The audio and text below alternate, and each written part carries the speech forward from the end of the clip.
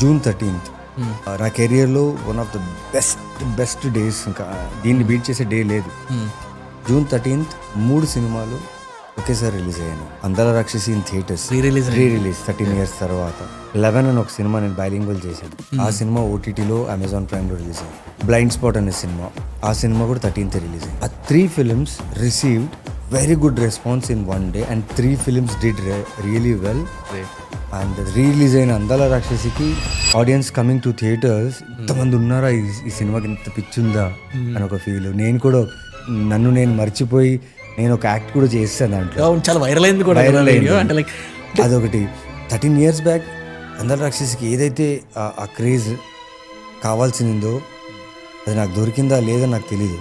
కానీ 13 years తర్వాత release టైంలో నాకు దొరికిన ఆ యూఫోరియా ఉంటుంది కదా, ఐ గాట్ ఇట్.